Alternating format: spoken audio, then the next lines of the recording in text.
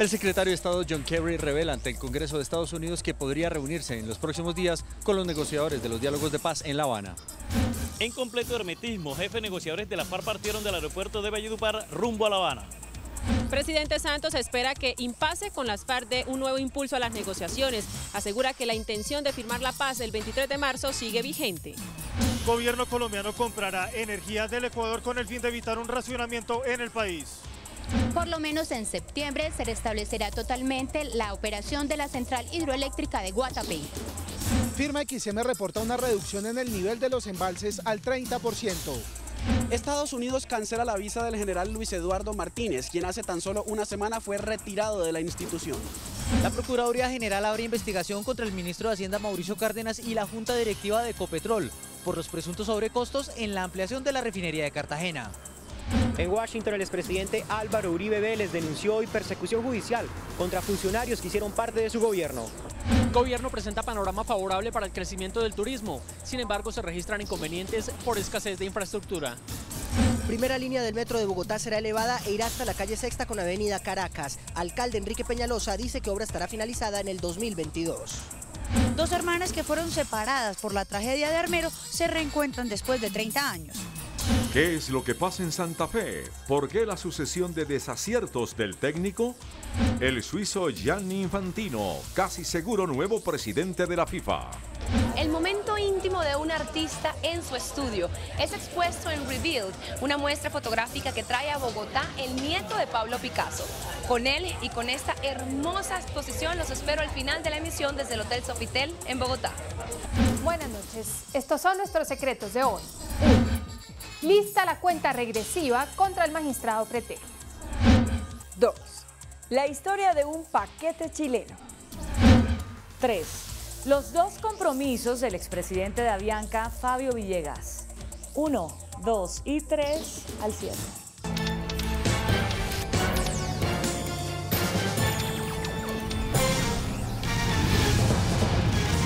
Buenas noches. Ante la Cámara de Representantes de Estados Unidos, el secretario de Estado John Kerry aseguró que podría reunirse con los delegados que negocian en La Habana un acuerdo para el fin del conflicto en Colombia. Aunque no precisó fechas, advirtió que el encuentro podría producirse en los próximos días. Durante la sustentación del presupuesto para la política exterior ante la Cámara de Estados Unidos, el secretario de Estado John Kerry aseguró que podría reunirse con los negociadores en las conversaciones de paz en La Habana en los próximos días, con el fin de expresar su apoyo a la resolución de los últimos obstáculos pendientes para lograr la firma de un acuerdo definitivo. There are still some difficult issues to resolve in the context of the agreement, and we're encouraging that process. President Obama has appointed Bernie Aronson as a special envoy to those talks. He has the respect and confidence of President Santos and the other participants. I may well be meeting with some of them shortly in the next days, depending on how events flow.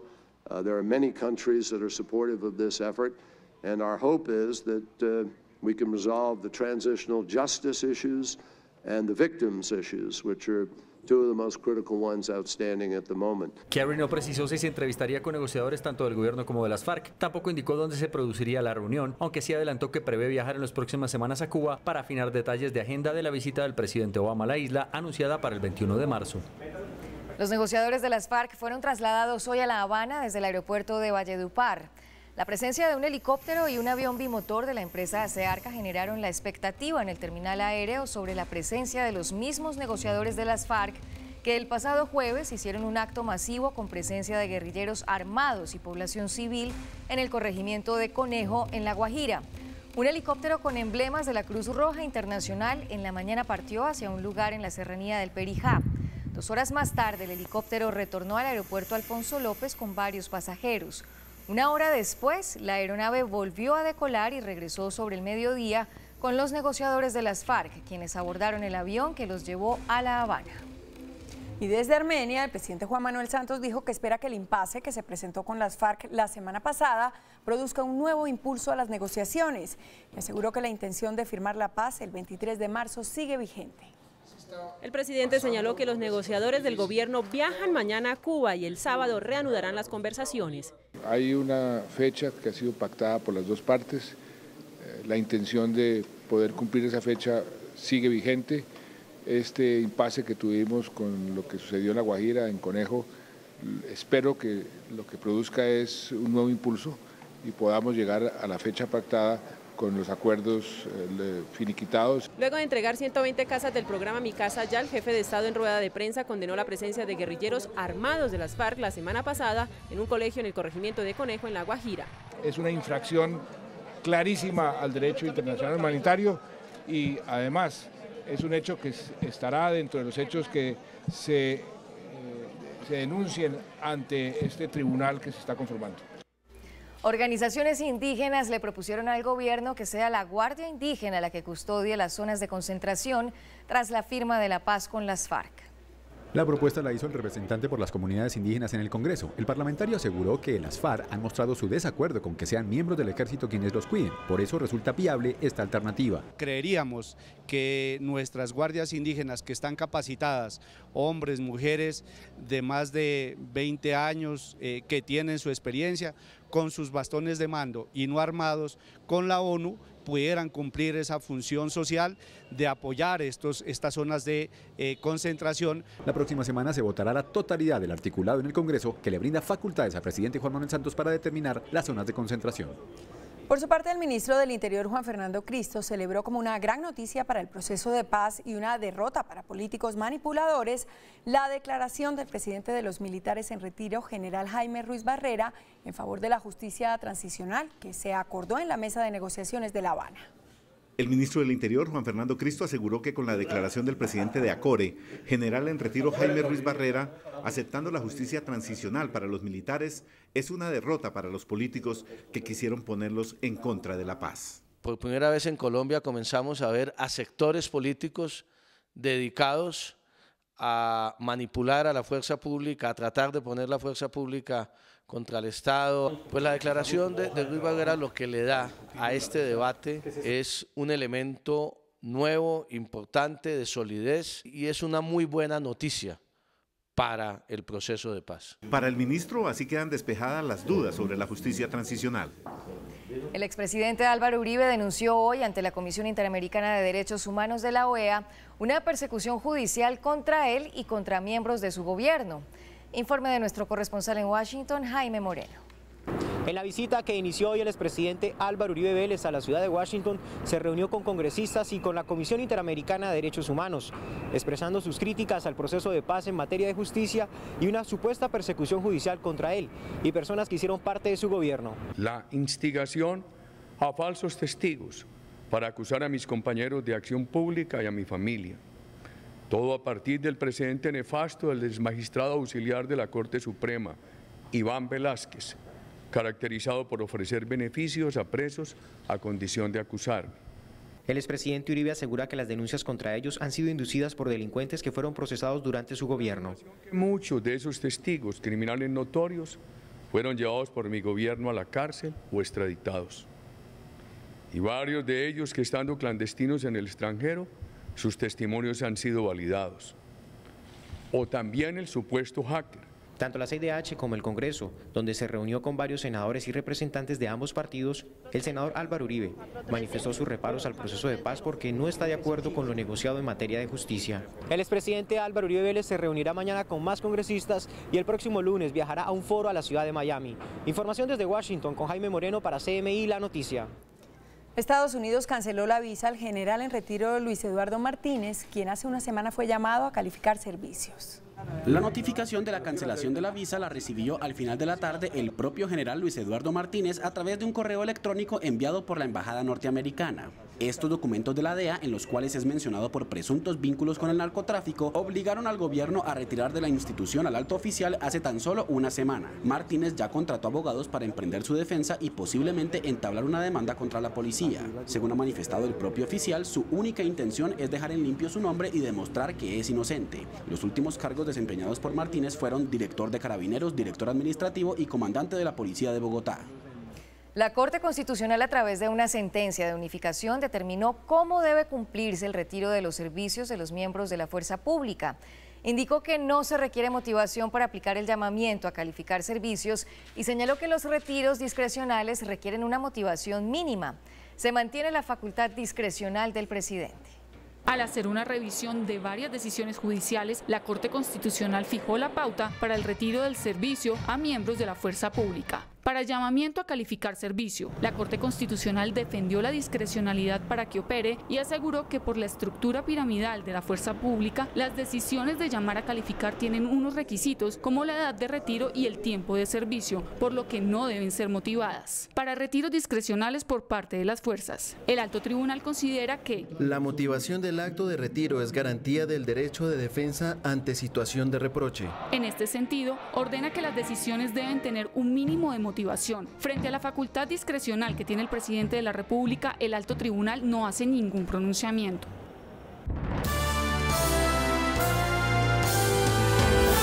El ministro de Minas, Tomás González, anunció la compra de energía a Ecuador con el fin de evitar un racionamiento en el país. La operación se dio como consecuencia de los daños generados por un incendio en la hidroeléctrica Guatapé. El gobierno anunció la importación de energía de Ecuador con el fin de evitar racionamiento en el país. La operación se da para reemplazar la generación de la hidroeléctrica Guatapé en Antioquia, frenada por un incendio la semana anterior y que representa una demanda de energía del 5%. La importación será de 7 gigavatios por día con el fin de tener la generación de energía suficiente para afrontar el fenómeno del Niño. Vamos a importar energía de Ecuador, fruto de todo el trabajo de integración energética, regulatoria, operativa y comercial. De igual forma, el gobierno acudirá a las reservas de energía a través de Termocandelaria y Termodorada, que representa un 28%. Es hacer uso de las reservas de energía que habíamos construido con las medidas que tomamos. El Ministerio de Minas garantizó que las medidas no representaron incremento en las tarifas de energía, ya que por el lado de las importaciones se realizan con precio de mercado. No debe haber impactos en las tarifas por la importación de energía de Ecuador. Las generadoras respaldaron la medida y consideran que es la única forma de evitar un apagón. Lo que tenemos que hacer y asegurarle a los colombianos es que no va a haber un apagón ni va a haber un racionamiento. La Comisión de Regulación de Energía y Gas impulsará un plan de estímulos para los usuarios que ahorren energía. El presidente Santos hizo un llamado. Estamos en pleno Niño y por eso esa consigna de ahorrar agua y ahorrar energía es ahora más importante que nunca. Con la medida se espera mitigar los efectos de la sequía. Y Empresas Públicas de Medellín explicó que el daño provocado por el incendio en la central de Guatapé solo podrá ser resuelto de manera gradual. En mayo entrarían a funcionar las 2 primeras unidades de generación y solo hasta septiembre funcionaría la central completa. Si todo sale como EPM lo tiene previsto, en septiembre se restablecerá totalmente la operación de la central hidroeléctrica de Guatapé, que desde el 15 de febrero se encuentra por fuera del sistema interconectado debido a un problema técnico que ocasionó un incendio en el túnel de acceso a la casa de máquinas y que obstruyó parcialmente los cables que evacúan la energía de la central desde la casa de máquinas hasta la subestación. Los cables que se quemaron fueron 4, entonces un primer cable va a estar arreglado en mayo, un segundo cable en junio, un tercer cable en agosto y un cuarto cable en septiembre. EPM tiene prácticamente lista la negociación para la adquisición de los cables. Importar ese cable de una firma que lo tenía en inventario en México. Son cerca de 10 kilómetros de un cable de un grosor bastante amplio. La central hidroeléctrica Guatapé, ubicada en el oriente antioqueño, tiene una capacidad de generación de energía de 560 megavatios, que aportan aproximadamente el 4% de la generación total de energía del país. Y el presidente de la empresa XM, Luis Camargo, reportó que el nivel de los embalses generadores de energía se redujo al 30% como consecuencia de la salida de operación de la central de Guatapé. Los niveles de los embalses en Colombia han caído al 45% como consecuencia del fenómeno del Niño que azota al país. El reporte entregado por XM, filial de ISA, señala que los niveles son bajos pero no están en estado crítico. Sin embargo, excluyendo el embalse de la hidroeléctrica Guatapé, los embalses caen al 30%, lo que precisamente llevó al gobierno a comprar energía del Ecuador. El 45% estaba. Sin embargo, es importante que con la información que EPM suministró hoy, de no entrar la planta, perder la planta, digamos, de Guatapé hasta mayo, por lo menos de este año, pues ya se reduce. Por eso ese porcentaje ustedes van a ver que baja. El directivo afirmó que el sistema eléctrico es sólido e incluso un embalse puede operar al 10%. Esperamos volver a recuperar y que bajaría hasta el 20%. Eso nos deja muy alertas, nos deja una situación muy alertas, pero la buena noticia es que contamos con reservas suficientes para atender la demanda. Finalmente señaló que hasta el momento el sector energético está preparado para mitigar el efecto climático que se estima termine en mayo. La Procuraduría abrió investigación disciplinaria contra el ministro de Hacienda, Mauricio Cárdenas, y varios integrantes de la Junta Directiva de Ecopetrol por los presuntos sobrecostos en la modernización de la refinería de Cartagena. La investigación disciplinaria fue ordenada por el propio Procurador General Alejandro Ordóñez. El jefe del Ministerio Público sostuvo que en total se adelantan 2 procesos disciplinarios. Una frente a la Junta Directiva de Reficar, que se está tramitando ante la Procuraduría Delegada para la Hacienda Pública, y otra de la Junta Directiva de Ecopetrol, que se está tramitando ante el despacho del señor Procurador. La investigación abierta en las últimas horas contra el ministro Mauricio Cárdenas y la Junta Directiva de Ecopetrol busca determinar si se tuvo responsabilidad por omisión en su deber de control respecto de la ejecución del proyecto de ampliación y modernización de la refinería de Cartagena. La Fiscalía abrió una indagación preliminar contra el ministro de Hacienda, Mauricio Cárdenas, por las presuntas irregularidades en la venta de Isagen. El ente investigador adelantará el caso con base en la denuncia interpuesta por el presidente de la red de veedurías, Pablo Bustos, y para tal fin designó a un fiscal de la Dirección Nacional contra la Corrupción. Según el denunciante, se habrían presentado irregularidades en el proceso de venta de Isagen por la existencia de un único proponente. La denuncia también vincula a la firma Brookfield Asset Management, que adquirió Isagen por 6,49 billones de pesos. El metro de Bogotá estará construido y operando en el año 2022, según aseguró hoy el alcalde Enrique Peñalosa, quien indicó que los primeros 15 kilómetros de la obra, desde el Portal Américas hasta la avenida Caracas con calle Sexta, serán elevados. En 6 años, según indicó el alcalde Enrique Peñalosa, los bogotanos ya podrán montarse en el metro. Los bogotanos van a tener un metro en operación, yo diría que a más tardar en el año 2022. Los primeros 15 kilómetros irán desde el Portal Américas hasta la calle Sexta con Caracas. Ya no será subterráneo, sino elevado. Además, estudios técnicos que se entregarán en junio de este año definirán cómo se prolongará 7 kilómetros hacia el norte por la avenida Caracas. Un metro elevado se termina una vez que se inicia la obra en 3 o 4 años y no en 10 años como uno subterráneo, de manera que de todas maneras se termina por lo menos unos 6 años antes. La licitación se abrirá en 2017 y la obra física iniciará en 2018. El costo del metro es de 13.8 billones. Esos recursos se mantienen. Todo el proyecto será coordinado por la nueva empresa Metro, cuya creación se solicitará al Consejo en sesiones extraordinarias. Hace 2 gobiernos que nos dijeron a los colombianos que el metro iba a costar 7 billones de pesos y el siguiente gobierno salió a decir que costaba 15 billones y medio. No queremos seguir y darle la noticia a la ciudad que no, es que ahora no cuesta 15 y medio, sino que cuesta 20. Desde 1942, 15 alcaldes han proyectado estudios para construir el metro de Bogotá, que en la última década han costado más de 130.000 millones de pesos a la ciudad. 2 hermanas, quienes eran apenas unas niñas cuando ocurrió la avalancha de Armero en noviembre de 1985, se reencontraron hoy después de casi 30 años. Gracias a una prueba de ADN se pudo establecer que las 2 mujeres son hijas de una misma madre. Con un emotivo abrazo, estas 2 hermanas se reencontraron 30 años después de haber sido separadas por la tragedia. Pues yo llegué, la abracé y yo quedé con un nudo en la garganta que no pude decirle nada. Simplemente me puse a llorar. Alegría, tristeza, tristeza, ¿por qué? Porque perdimos muchos años de vivir juntas. Ni Jacqueline Vázquez, de 39 años, ni Zuly Janet Sánchez, de 33, sospecharon durante estas 3 décadas que tenían una hermana, pero ahora buscarán recuperar el tiempo perdido. Recuperar esos 30 años. Hablar y estar en contacto. Yo creo que ella vendrán de mí y yo voy a de ella.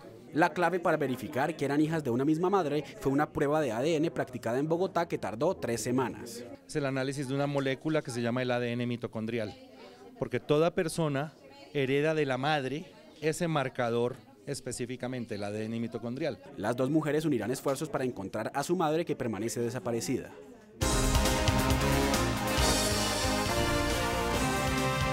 El gobierno y gremios del sector turístico consideran que la tasa de cambio, la eliminación del IVA y la reducción del conflicto generan condiciones propicias para el crecimiento de esta industria durante los próximos meses.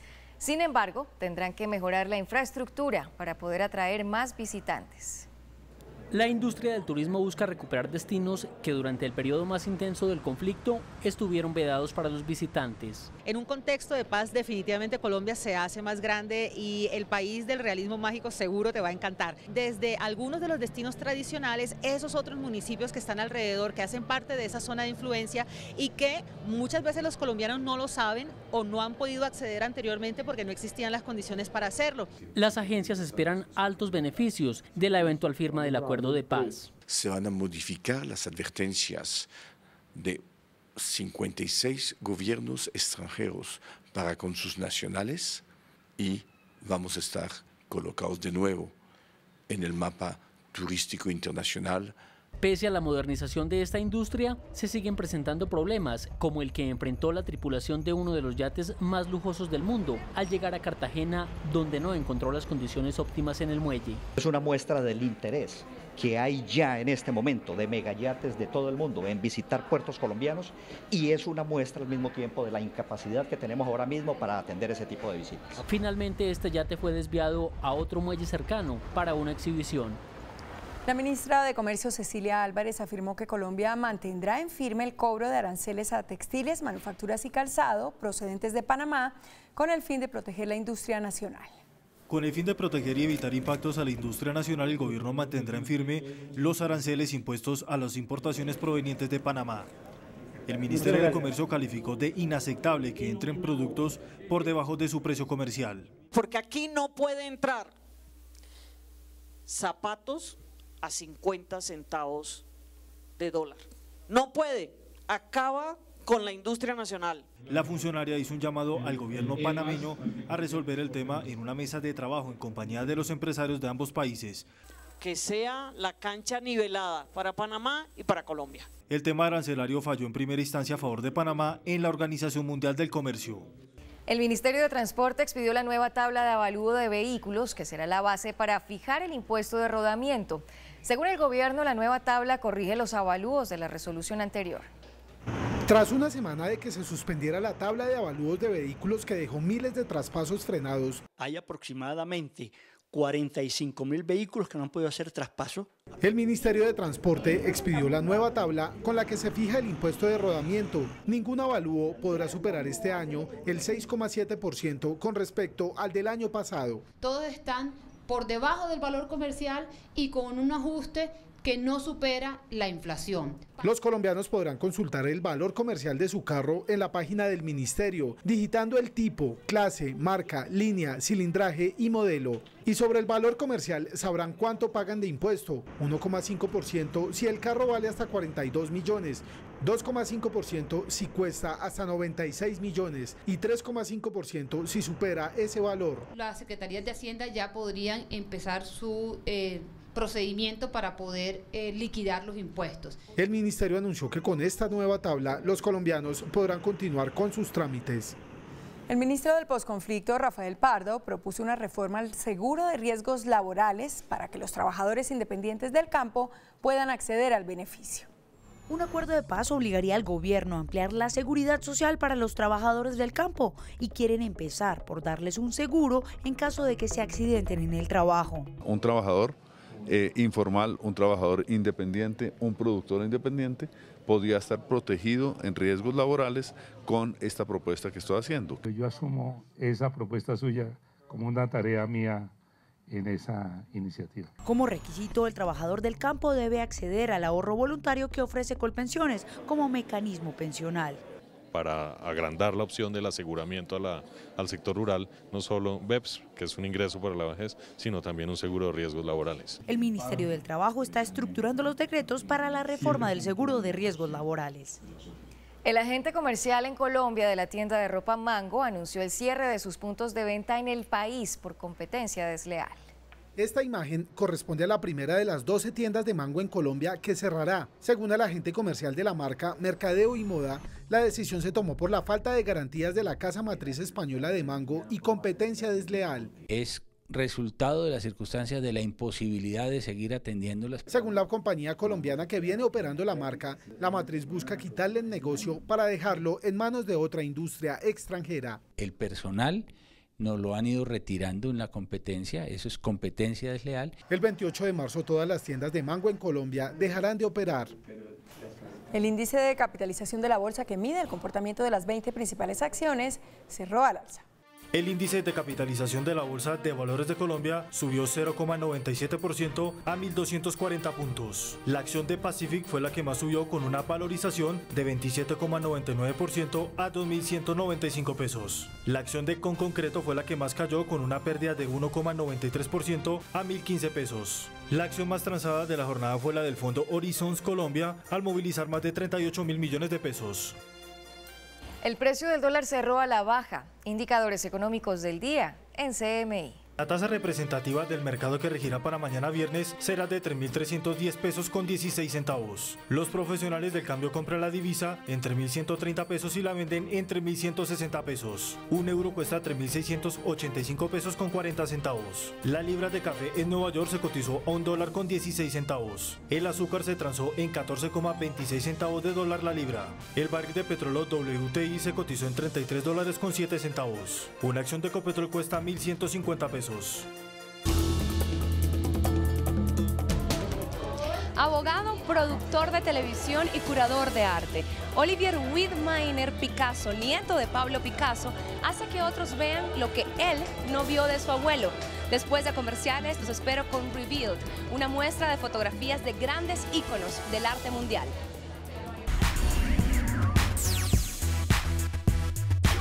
Hola, muy buenas noches. Los saludo desde el Hotel Sofitel Victoria Regia en Bogotá, en donde en estos momentos se realiza la inauguración de Revealed, una muestra de 30 fotografías con grandes íconos mundiales, pintores y artistas, entre los que se encuentra Pablo Picasso.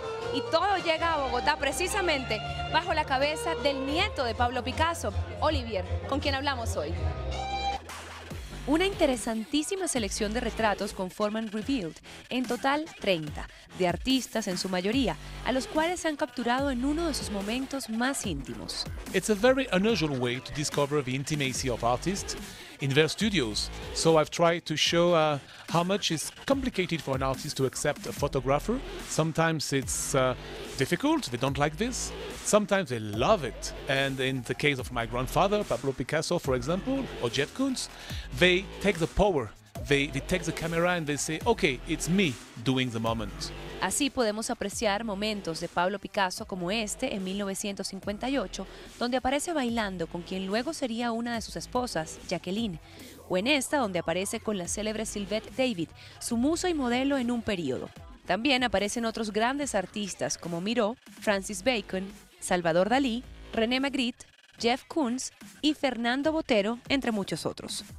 Olivier Widmayer Picasso es hijo de Maya, quien a su vez es hija del maestro con María Teresa, una de las múltiples mujeres que tuvo el controvertido Pablo Picasso. You are actually a lawyer. Do you ever feel you have to defend him?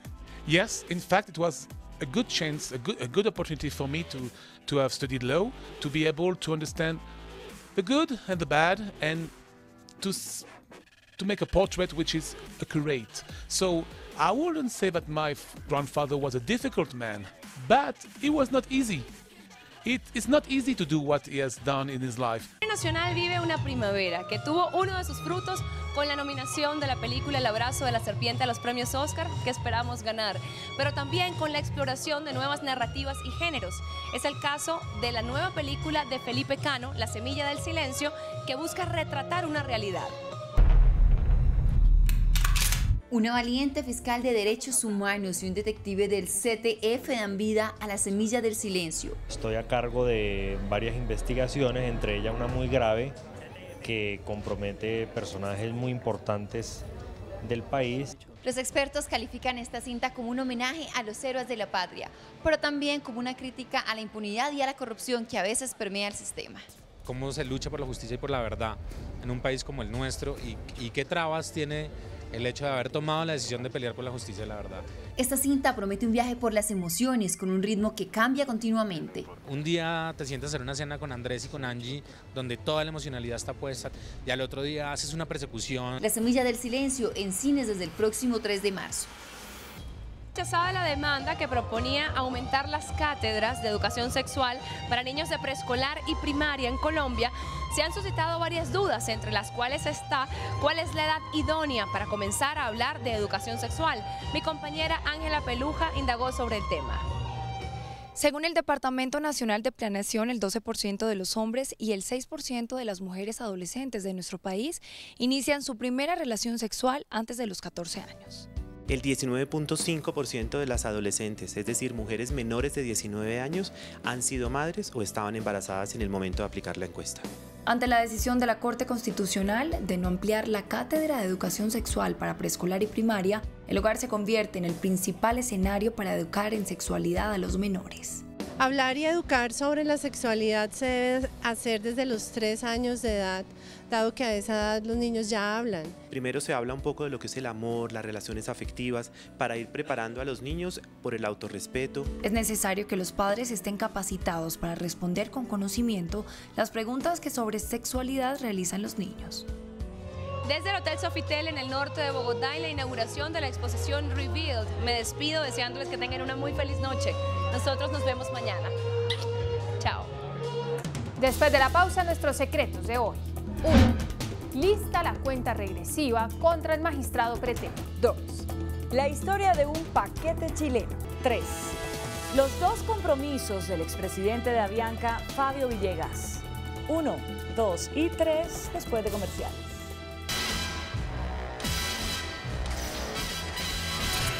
Estos son nuestros secretos de hoy. 1. Comienza el conteo para que la guillotina deje sin cabeza al actual magistrado de la Corte Constitucional, Jorge Pretel.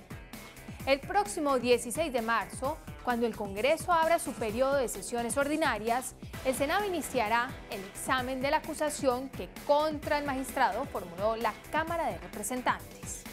Se salvó a finales del año pasado porque el Senado no había conformado la comisión instructora. El presidente del Congreso y los voceros de las bancadas acordaron que tan pronto reinicien sesiones ordinarias, elegirán la comisión instructora de 7 miembros con representación de todos los partidos. Esa comisión conocerá la acusación de la Cámara contra Pretel. Si la admite, la comisión presentará un informe a la plenaria. Esta, por mayoría simple, definirá si acepta o no el informe de la comisión. Si lo acepta, Pretel queda automáticamente suspendido. Así las cosas, en la primera semana de abril, Pretel sería suspendido. Después comenzará el calvario del juicio penal de Pretel ante la Corte Suprema de Justicia. Hay un solo interrogante. ¿Se lograrán los 67 votos en la plenaria del Senado para aprobar finalmente la condena contra Pretel por indignidad en el cargo? Si la decisión se tomara mañana, no tengan la menor duda que sí. 2. Paquete chileno le metieron al sistema de salud. En 2008, los empresarios chilenos Cecil Cheliú y Patricio Mozo decidieron incursionar en el negocio de las aseguradoras en salud en Colombia y crearon la CPS Golden Group. Desde cuando comenzaron a caminar lo hicieron con el pie izquierdo. En el primer año de funcionamiento, las pérdidas de la EPS sumaron 2.330 millones y en el 2013 el déficit era de 22.000 millones y los pasivos de 38.000 millones. Con esa situación financiera, la Supersalud ordenó liquidación con un interrogante. ¿Qué hicieron con la plata de la salud?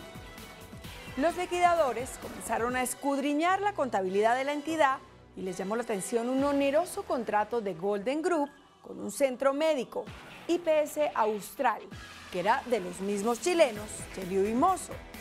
Pues resulta que a través de IPS Austral se generó una triangulación de pagos que terminó en un multimillonario desvío de recursos de la salud. Vean cómo fue. Primero, se hacían préstamos entre sí. Segundo, los justificaban con facturas de servicios médicos que nunca se prestaban. Tercero, la EPS realizaba giros como este, hecho en 2013 por 4.312 millones, pero el centro médico solo legalizó 3.452 millones. La diferencia de 860 millones no se sabe en qué bolsillo terminó. Así operó Golden Group por 6 años. La liquidación terminó dejando como resultado un hueco financiero de 41 mil millones de pesos y a cientos de proveedores viendo un chispero. Ahora, el fideicomiso que está a cargo del remanente del desastre que dejaron los chilenos busca que las supersociedades levante el velo corporativo de esta entidad y obligue a los señores chilenos a que respondan con sus patrimonios. ¿Qué tal el paquetote chileno que le metieron al sistema de salud?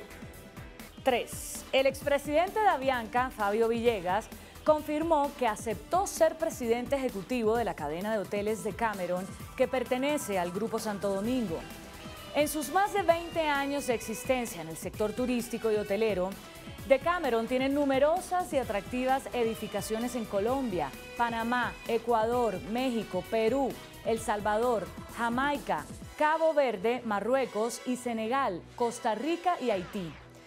En Colombia hay en San Andrés, Providencia, Cartagena, Santa Marta, Eje Cafetero, Lago de Tota, Amazonas y Barú. Pero por otra parte, Villegas anunció que también aceptó ser coordinador promotor del plebiscito que refrendará en las urnas el acuerdo de paz que se firmará con las FARC. Villegas afirma que una cosa no se opone a la otra y que la presidencia ejecutiva de la cadena hotelera no le exigirá tanto tiempo de dedicación como para impedirle su gestión en favor del plebiscito. Un agente 001 le preguntó a Villegas si el cargo de coordinador del plebiscito será ad honorem. Por supuesto que sí, respondió. Y al preguntarle si también será ad honorem la presidencia ejecutiva de Decameron, respondió, espero que no. Hasta mañana. Que descanse.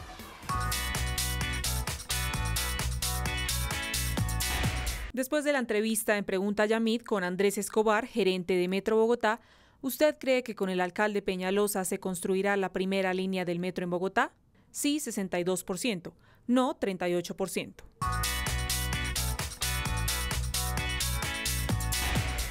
Hasta aquí las noticias, gracias y buenas noches. Nos vemos mañana como siempre en CMI La Noticia. Ya viene hashtag.